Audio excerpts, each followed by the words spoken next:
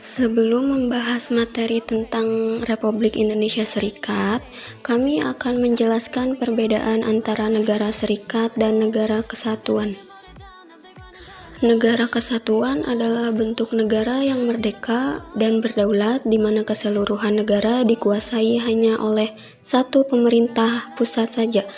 Sedangkan negara serikat atau federal adalah suatu negara yang merupakan gabungan dari beberapa negara yang menjadi negara-negara bagian dari negara serikat. Pada masa awal kemerdekaan, para pendiri bangsa sepakat untuk negara kesatuan sebagai bentuk negara Indonesia.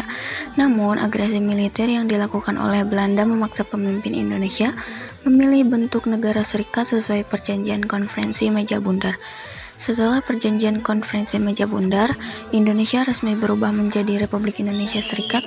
Hal tersebut dilakukan agar Indonesia mendapatkan pengakuan kedaulatan dari dunia internasional.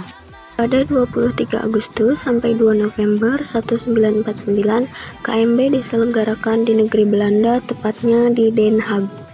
Sesuai hasil kesepakatan konferensi Meja Bundar, bentuk negara kesatuan Republik Indonesia berubah menjadi Republik Indonesia Serikat. Berdiri pada 27 Desember 1949, RIS menggunakan Undang-Undang Dasar sementara sebagai konstitusinya.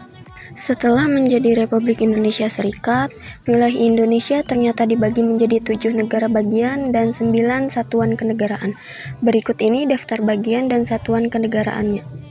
Negara bagian antara lain 1 negara Republik Indonesia, 2 negara Indonesia Timur, 3 negara Pasundan, 4 negara Jawa Timur, 5 negara Madura, 6 negara Sumatera Timur, dan 7 negara Sumatera Selatan.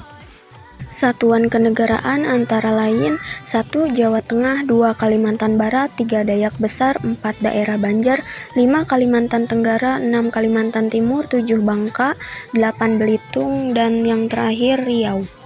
Kembali ke Negara Kesatuan Republik Indonesia.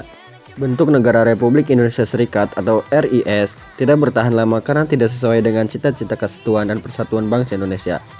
Oleh karena itu muncul gerakan untuk mengubah bentuk negara kembali menjadi NKRI. Desakan untuk kembali ke bentuk kesatuan terjadi di negara-negara bagian RIS.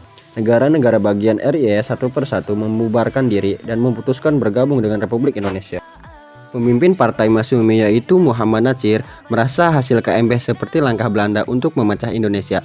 Maka Muhammad Natsir menyampaikan gagasan di DPRS RIS untuk kembalinya sistem pemerintahan Indonesia ke bentuk kesatuan. Gagasan Natsir dikenal dengan mosi integral Natsir. Akhirnya Presiden Soekarno membubarkan RIS pada 17 Agustus 1950 dan secara resmi kembali menjadi Negara Kesatuan Republik Indonesia atau NKRI.